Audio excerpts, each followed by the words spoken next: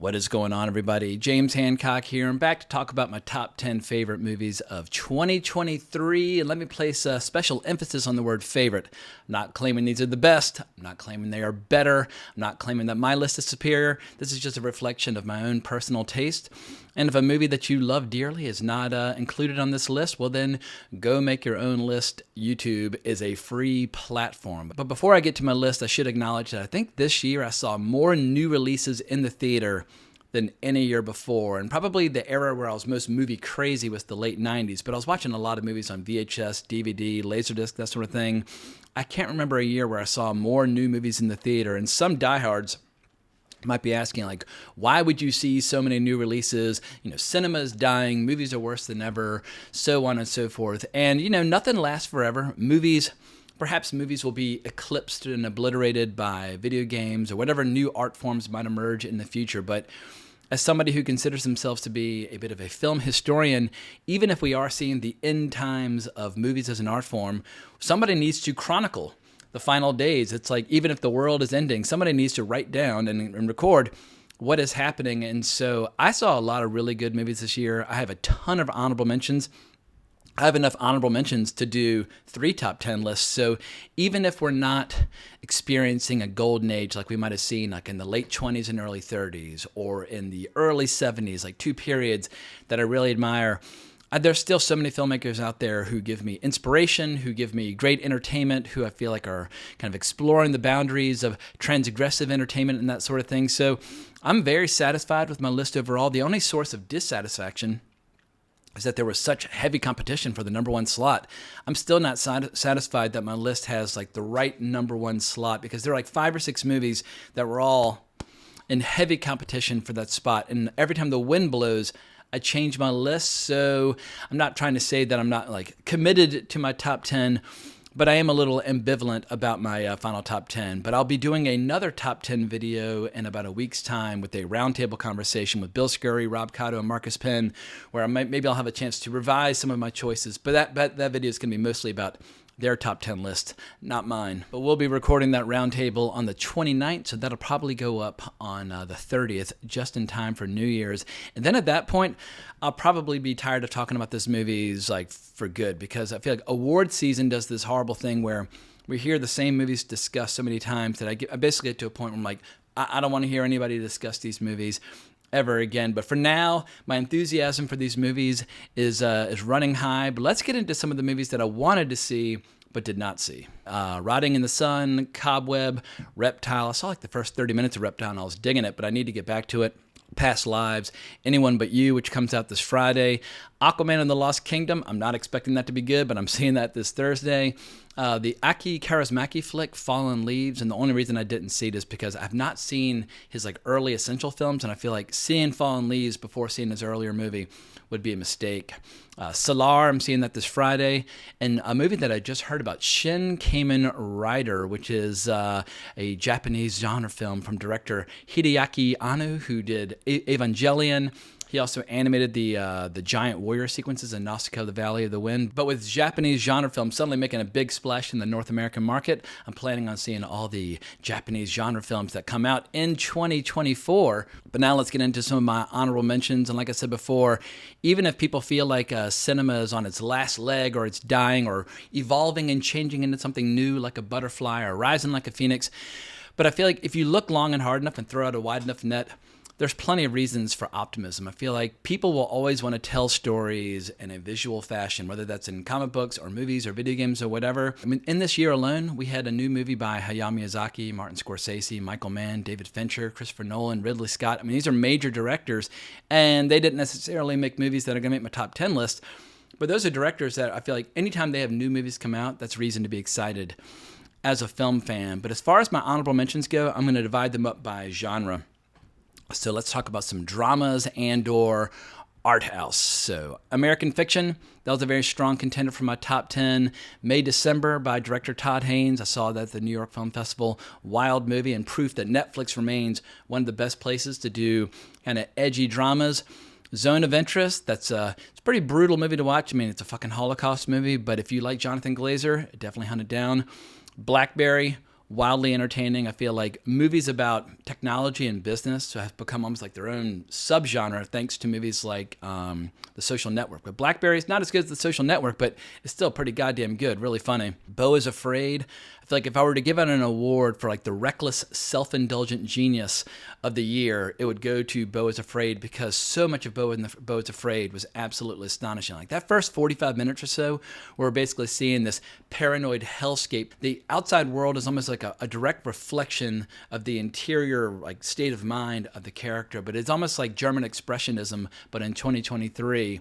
And I'm also going to include Saltburn. Saltburn, I didn't think it was quite as good as the movies in my top 10, but definitely one of the best art house flicks of the year. Another great honorable mention would be The Killer by David Fincher, and it probably would have been a strong contender for my top 10 if not for the fact that the ending, it just kind of fizzled and died. But this movie was slick, it was stylish, it was exciting, it was well acted. I mean, I loved everything about it.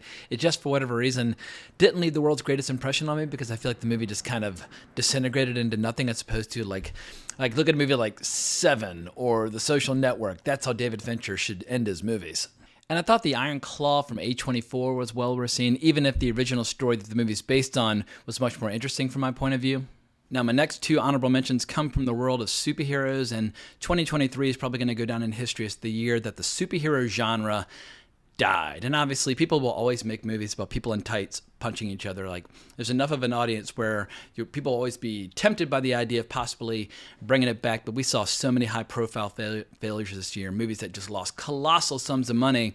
But there were two movies that represented little green shoots or silver linings in what was otherwise just this complete and total massacre of a once beloved and popular genre. But I'm going to go with Spider-Man Across the Spider-Verse. I think that was the best superhero movie of the year. It did not make my top 10, but it was the only superhero movie that was a contender.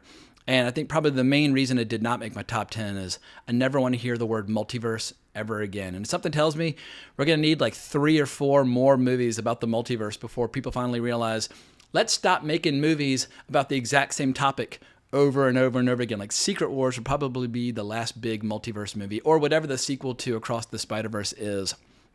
But I like animation that's fluid, and this is the definition of fluidity, and it's kind of getting away from that kind of blocky photorealism that is employed by so many of the other big studios. And unlike so many other superhero movies, you can tell that the makers of Across the Spider-Verse have actually read comics, like just the weird little obscure references that are kind of sprinkled throughout it, or just little like word balloons, like making references to past comics or different universes and that sort of thing. It just felt like a great comic book experience brought to life. But my other superhero honorable mention would be Guardians of the Galaxy Volume 3. Was it as good as Guardians of the Galaxy Volume 1?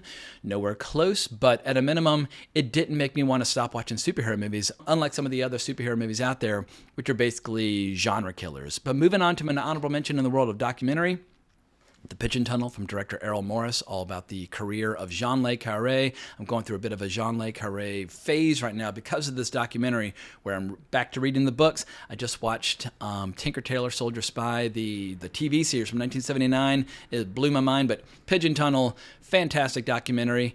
But as far as low-budget genre films are concerned, there was definitely some cool stuff to discover if you looked long and hard enough, like Suitable Flesh. If you like some kind of kinky, transgressive thrills mixed in with a little H.P. Lovecraft, Suitable Flesh absolutely delivered.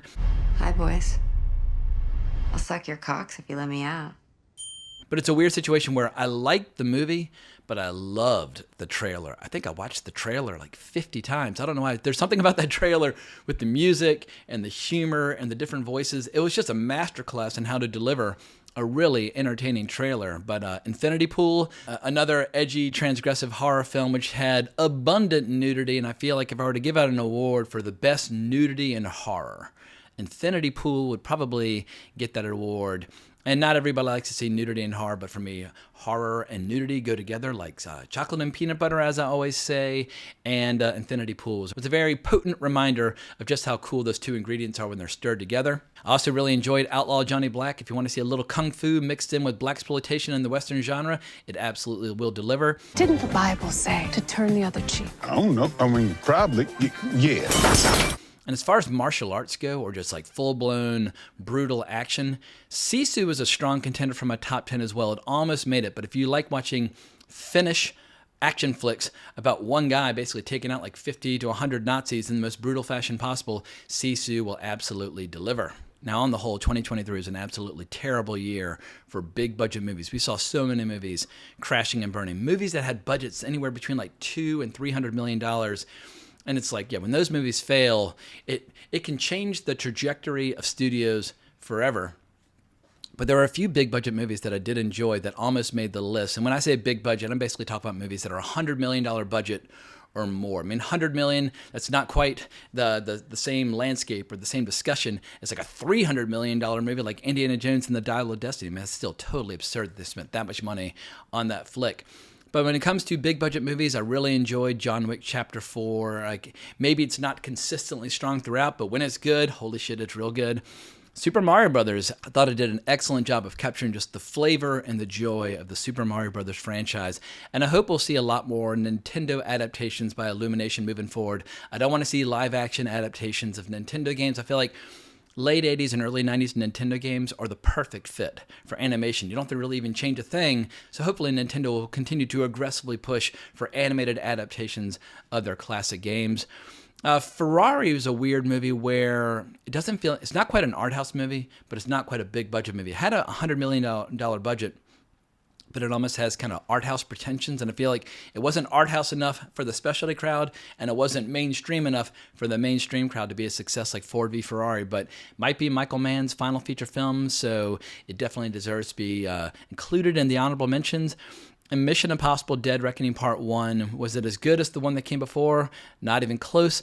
And it did so poorly at the box office that Part 2 is getting a name change, but it did have some pretty incredible action sequences when it comes to showing a movie star doing crazy fucking stunts. It's basically a lost art form at this point, but I applaud Tom Cruise for continuing to risk life and limb to entertain us to the best of his ability. Now it's time to get into my official top 10 list, and I noticed something funny as I finished my list that a bunch of different genres were represented in this list, and I didn't do it on purpose. I wasn't thinking like, oh, I need one animated film and one horror film and one dark comedy and one historical epic, but that's just the way that it all played out. But it just shows that if you believe in audience choice and competition and you want variety in the marketplace, the variety is still out there. Once again, you just got to know where to look. But as I was finalizing my list, it caused me physical pain and agony that I couldn't find a way mathematically to stretch 10 into like 11 or 12, because the Argentinian horror film When Evil Lurks deserves to be on this list. It was so goddamn good and so original and so powerful and just so potent.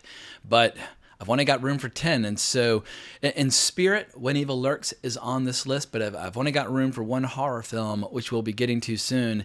And there's another film which I wanted to include, Richard Linklater's Hitman, but it hasn't technically come out yet. I saw it at the New York Film Festival. It was funny as fucking shit. It was sexy. It was delightful. It was the full package. It was awesome. But the way I categorize movies in terms of their official release date, I don't really include the festival premiere as the official release date. I feel like you always need to look at what is the release date in your particular country, because for my number 10, we have a movie which came out in Norway in 2022, but came out in America in 2023. So once again, if your official calendar release date in the theater was in 2023, then you're included in this list, or you're at least potentially included on this list. But Hitman, it'll definitely be making my top 10 list next year in 2024, unless the year is just so goddamn good that it kind of gets pushed aside, but I strongly doubt it. But let's get to my official number 10, Sick of Myself. And the director of Sick of Myself had yet another movie which came out this year, Dream Scenario, starring Nicolas Cage. And speaking of which, Dream Scenario absolutely deserved to be mentioned in the honorable mentions, so I'm just mentioning it now. But Sick of Myself, holy shit. But if you're unfamiliar with this movie, it's written and directed by Christopher Borgli,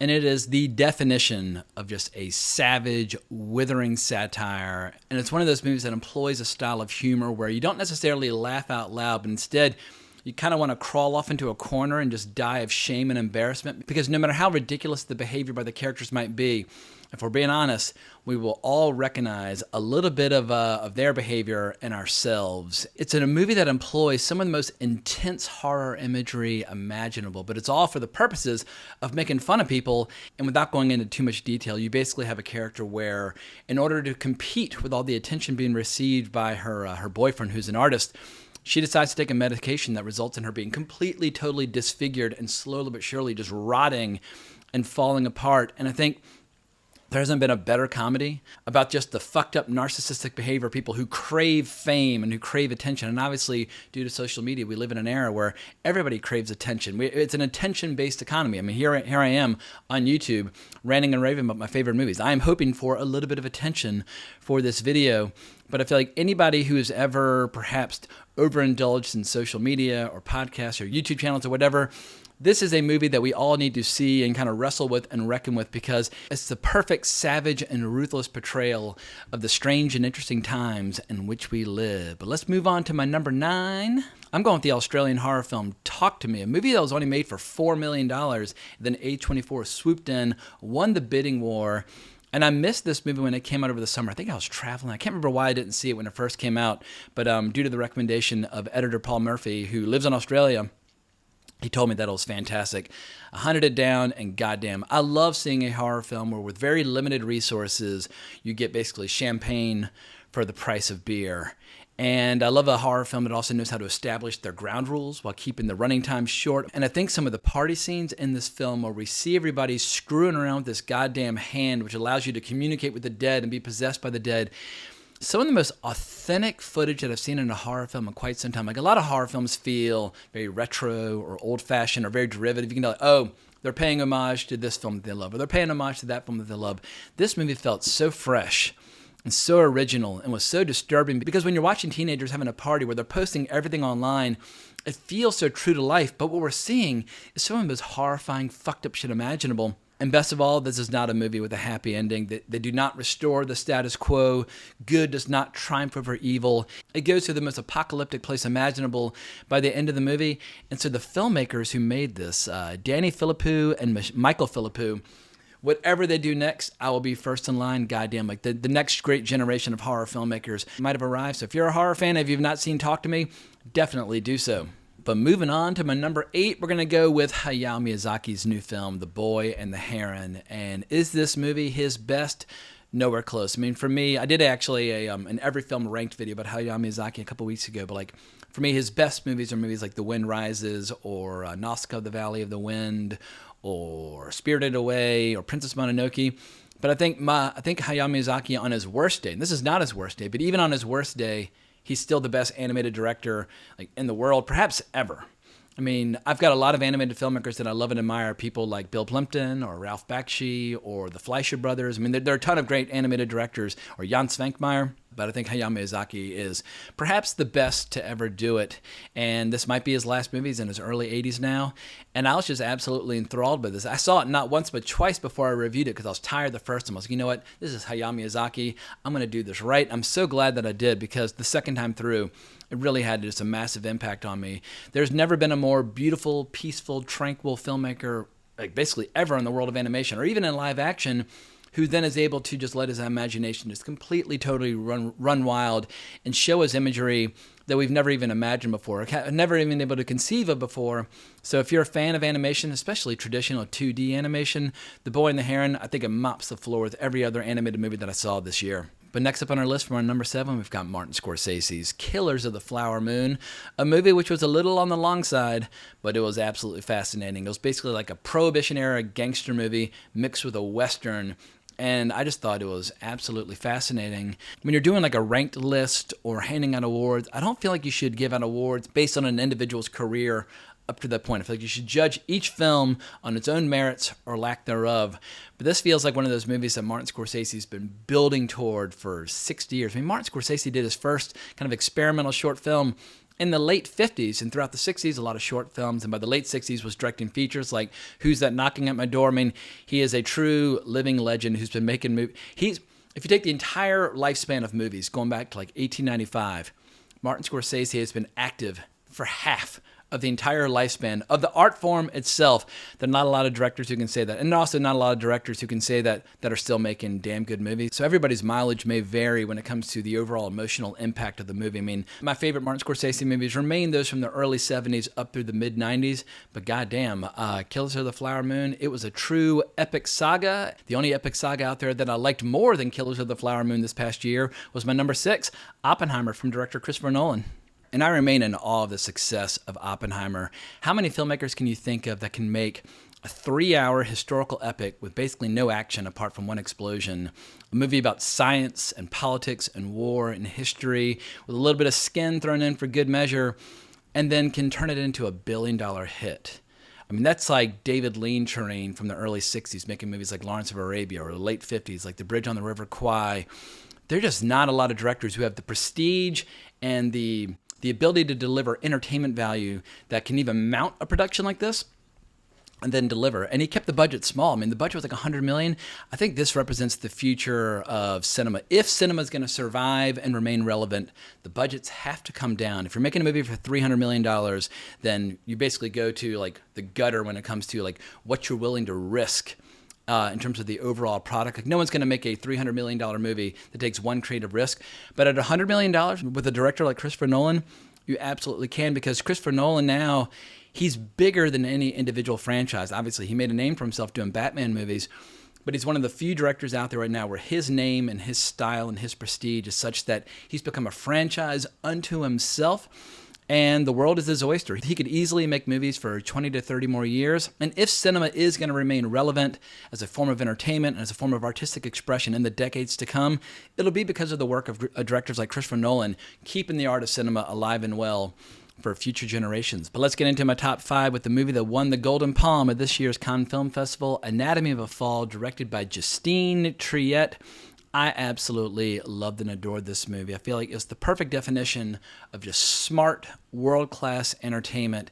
And we don't get a lot of those anymore. Like, basically, when you take something like a tawdry genre, like the courtroom drama, and make it feel sophisticated and alive and electric and exciting. I mean, I don't know how many courtroom dramas I've seen on TV and in film over the last 47 years of my life, but I've seen a lot, and it's a pretty, I mean, as a genre, it's exhausted. It's run its course. Everything you can do with the courtroom drama has been done. We've been there, we've done that, we bought the t-shirt. And yet, Anatomy of a Fall was absolutely fascinating. And I think Hollywood, if it's going to take a page from the book of their European counterparts, they need to rediscover the joy of these kinds of thrillers and mysteries. Like, stop making movies that feel like roller coaster rides. Stop making movies that feel like an excuse for an amusement park, feature attraction, or selling Big Macs, or whatever the case might be. Dust off and rediscover thrillers, mysteries, erotic thrillers, courtroom dramas, and find the best goddamn actors you possibly can to bring those movies to life. Because Sandra Hüller, I don't quite know how to pronounce her last name, she had a really big year. She had this movie, and she also had The Zone of Interest. She is rapidly becoming the queen of German cinema, but she was just absolutely incredible in this, and I love the performance by her son in it, playing a blind kid. And if you're not familiar with Anatomy of a Fall, you basically have a situation where a famous author is accused of potentially murdering her husband. So it's all in the titles, The Anatomy of a Fall. They're trying to figure out what actually happened the day that he fell from a window and smashed his head. Did she push him? Did he fall? Like, what actually went down? But if you're tired of watching movies that make you feel like you're getting dumber for each second that you watch the movie, Anatomy of a Fall will stimulate your intellect, your imagination, and it's just, like I said before, world-class smart entertainment, and gets my highest possible recommendation. And for my number 4 is a movie which was not on my radar until a couple of weeks ago, and then I saw it generating some box office. I was like, what is this? But Animal. It's a Hindi language movie from Bollywood, but like half the dialogue is also in English. But if you were to take a lot of the gangster tropes from gangster classics like Scarface or The Godfather, and mix in the most epic next-level violence you've ever seen, like going into terrain that I've never even seen before, and then add in generous quantities of singing and dancing, what you're left with is Animal. And this movie apparently has been very controversial in India. And my response to that is, good. Cinema needs controversy. If you don't have the occasional filmmaker upsetting people, upsetting the chattering classes, saying like, shame on you, you're not allowed to tell these kinds of stories, well then cinema will rapidly become totally irrelevant and disposable.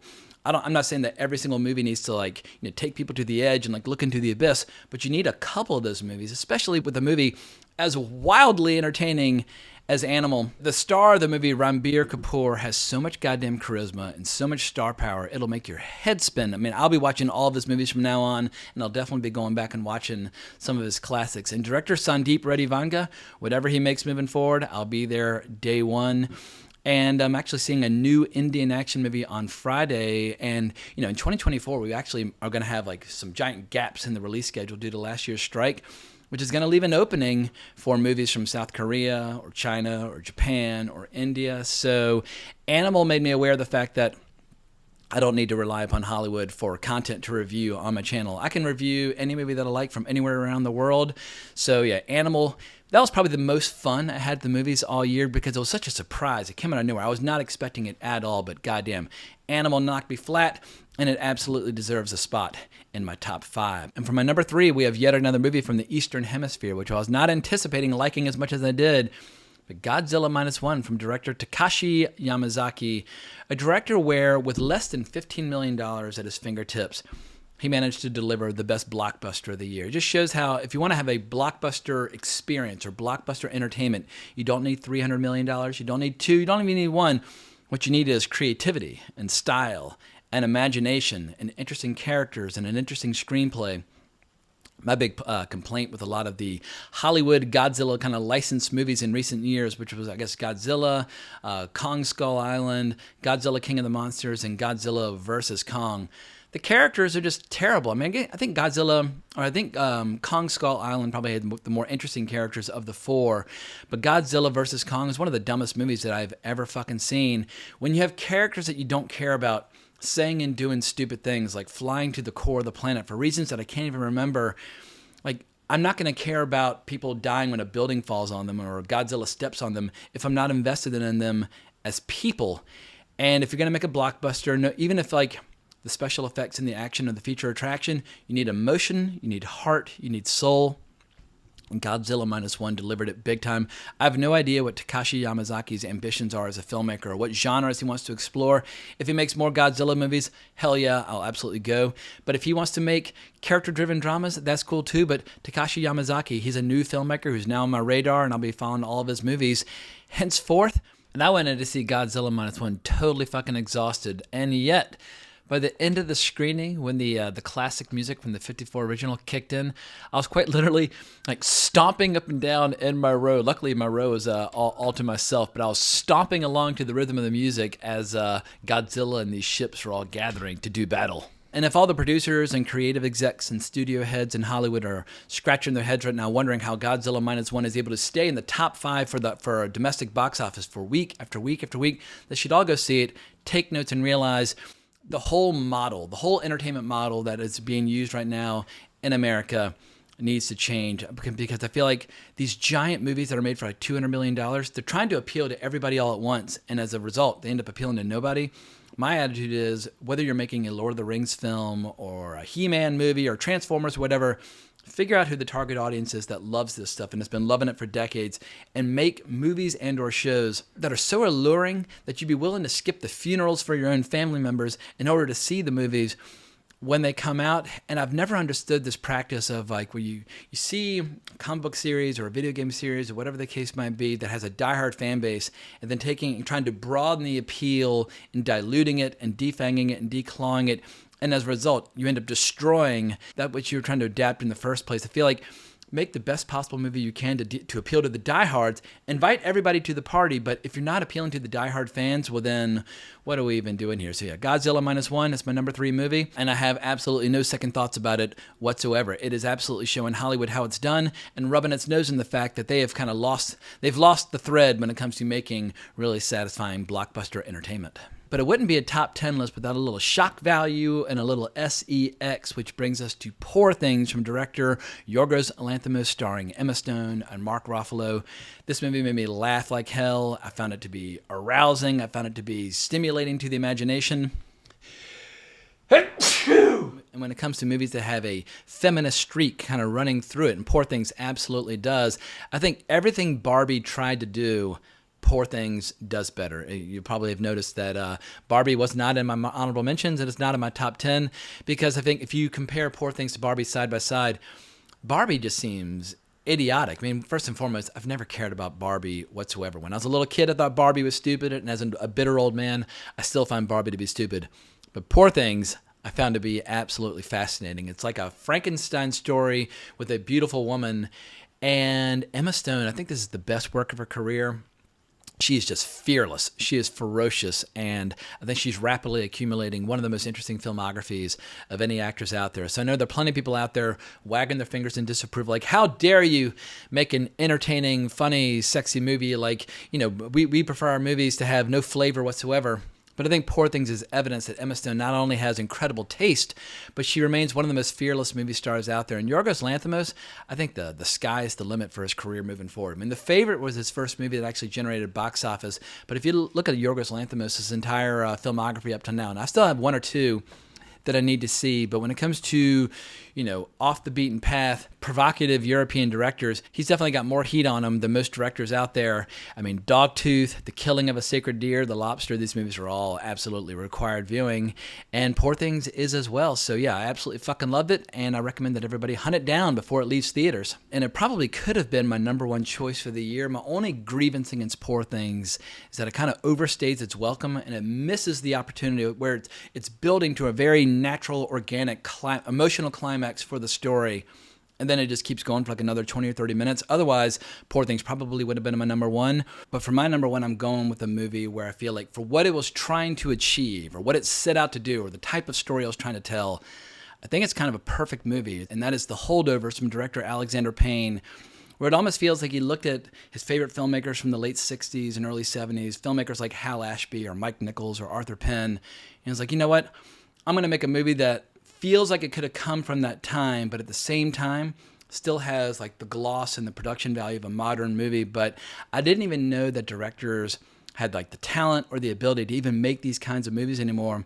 But a character-driven drama that makes you leave the theater doing cartwheels all the way home. I just could not believe how good it was. And after I walked out of the theater, I was like, well, shit, like how do I kind of hang on to the emotions that I'm feeling right now? And I ended up watching the trailer. I don't know. It's the only trailer that I watch more times than the trailer for Suitable Flesh. I was watching the trailer for Suitable Flesh for very different reasons. But The Holdovers, the trailer perfectly captures the emotion, the style, and it just allowed me to kind of live in that moment and savor it a little bit longer. And as thrilling as it might be to see someone like Emma Stone doing a movie like Poor Things, where she's really like, solidifying her position as one of the best actresses out there with a great filmography, it's also equally thrilling to make a fresh discovery, because actor Dominic Sessa, he'd never done a movie before, and he's fucking incredible. Like, name the last time you saw an actor do their first movie and step onto the stage and trade body blows with an actor as experienced as Paul Giamatti. Paul Giamatti easily could have just blown him right off the screen, because he's obviously colossally talented, but has been making great movies for decades. But watching their chemistry and their intellectual battles and their emotional battles, it was just so goddamn satisfying. And I think probably the most emotionally impactful scene that I saw all year was just the way they shake hands as mentor and student and part ways at the end of the movie. It was so satisfying. And I guess if you set aside all your intellectual pretension about cinema as an art form or the history of movies and that sort of thing, in the end, what are we talking about? We're talking about emotion. Movies should provide a heightened sense of emotional experience. And photography and music and editing and screenplays, all these are the tools at the fingertips of a storyteller trying to create that emotional experience for us. And I think I felt more emotion watching this movie than in any other movie this year. And that's why it gets my number one. So yeah, Alexander Payne, he's made plenty of movies where I haven't even felt compelled to see them in the past, although I do love Election and Sideways and some of his earlier movies.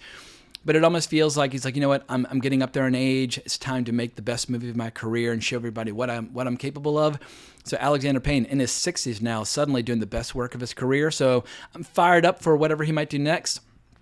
And I'm very curious to see what Dominic Sessa does with his career, because all the young stars out there like Tom Holland and Timothée Chalamet and all those guys who are a little more established, Dominic Sessa is coming, and I have a feeling the future is going to be very bright for this young actor. Are you trying to lick down my shirt? No. Yes. But there it is. That's my top 10. Feel free to disagree. Feel free to tell me that I'm way off base. Feel free to tell me that I overlooked something major. And honestly, if there's a movie that I did not mention either in my honorable mentions or that I didn't see or it's not my top 10, let me know. I'm always down to make fresh discoveries. And like I said at the beginning of my video, this is not meant to be the definitive, comprehensive top 10 best movies of 2023. These are just the top 10 movies that I personally really enjoyed. And I'm looking forward to getting back at this topic in the not-so-distant future when Marcus Penn, Rob Cotto, and Bill Scurry join me on the 29th to do our roundtable discussion of the best movies of 2023. So thank you so much for watching this video. I greatly appreciate it.